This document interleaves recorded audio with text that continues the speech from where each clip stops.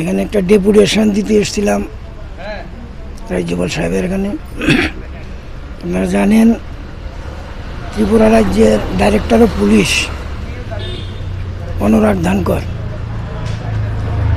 নিজ অফিস সেই ওয়াশরুমে যতটুক পত্রপত্রিকা দেখেছি সুইসাইড করেছেন। এইটাই পত্রপত্রিকা অন্যান্য মারফত আমরা দেখেছি। 20 তারিখ হয়েছে, আজকে 28 তারিখ, 7-8 দিন হয়ে গেল। এই মৃত্যুটা পোশাক পরিহিত অবস্থায় গলায় ফাঁসি দিয়ে সুইসাইড করেছে। এটা নর্মাল মানে অ্যাবনর্মাল মৃত্যু বটে, কিন্তু এই জাতীয় সুইসাইড সাধারণত হয় কি না এটা মানুষের মনে প্রশ্ন দেখা দিয়েছে। অফিসে অন্যান্য লোক আছে, সমস্ত কিছু আছে, আর অত বড় একটা অফিসার, মনের জোর নিশ্চয়ই অনেক বেশি। তাছাড়া এর আগে কোনো দিন কোনো সময় ওনার সম্বন্ধে কোনোরকম মন্তব্য বা কোনো আচরণ অন্য ধরনের আচরণ লক্ষ্য করা যায়নি। তা মারা যাওয়ার পরে এটা তদন্ত হওয়া দরকার, এটা নিয়ে দাবি হয়েছে। আমরা দেখেছি মুখ্যমন্ত্রী এবং ফরেন্সিক এক্সপার্টের দুইটা বক্তব্যের মধ্যে আমরা গোলমিল দেখছি, মানুষ দেখছে গোলমিলটা।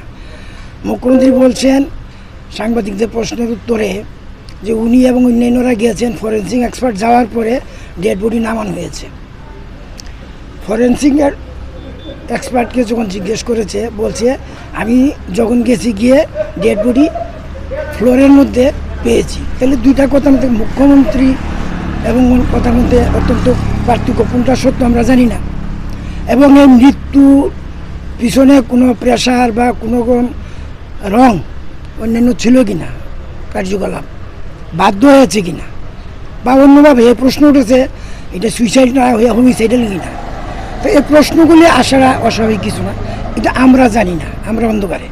তো সারা রাজ্যের মানুষের মধ্যে পত্রপত্রিকা এবং মিডিয়ার মধ্যে এই প্রচারগুলি বক্তব্যগুলি আসছে, মানুষ জানতে চাইছে সঠিক তদন্তটা হোক, কীভাবে তার মৃত্যু হইলো, কেন মৃত্যু হইল। যদি সুইসাইড করে থাকে এত বড় অফিসার, কী কারণে একটা সৎ অফিসার দীর্ঘদিন ধরে এখানে কাজ করছেন, কী কারণে তার মৃত্যু হইল। মৃত্যু হইতে পারে, কিন্তু কী কারণে হইল এটা মানুষ জানতে চায়।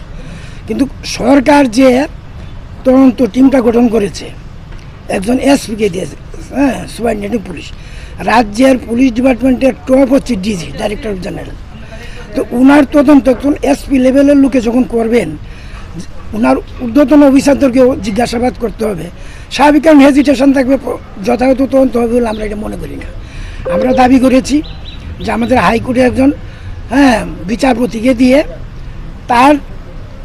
তাকে বসিয়ে তবে পুলিশ করুক, যাই করুক, একটা তদন্ত জুডিশিয়াল এনকোয়ারি, বিচার বিভাগীয় তদন্ত আমরা চাইছি, যাতে মানুষ সত্যটা জানতে পারে। এমনিতেই ত্রিপুরা রাজ্যে যেভাবে আইন শৃঙ্খলার অবনতি হয়েছে, প্রতিদিনই মানুষ আত্মহত্যা করছে, খুন হচ্ছে, ধর্ষণ হচ্ছে, আইন শৃঙ্খলা একেবারে চূড়ান্ত বিপর্যয় জায়গায় গেছে। তো একটা রাজ্যের ডাইরেক্টর জেনারেলের জীবন যদি নিশ্চিন্ত না হয়, তার যদি এরকম একটা মৃত্যু হয়, এটা যদি সঠিক তদন্ত না হয়, তো মানুষ অন্যান্য জায়গায় যখন ঘটনাগুলির তদন্ত কীভাবে হবে। এই জন্য আমরা হাইকোর্টের একজন বিচারপতিকে দিয়ে এই তদন্তটা করার জন্য আমরা স্মারকলিপি দিয়েছি এবং ওনাকে অনুরোধ করেছি, উনি দেখবেন বলেছে।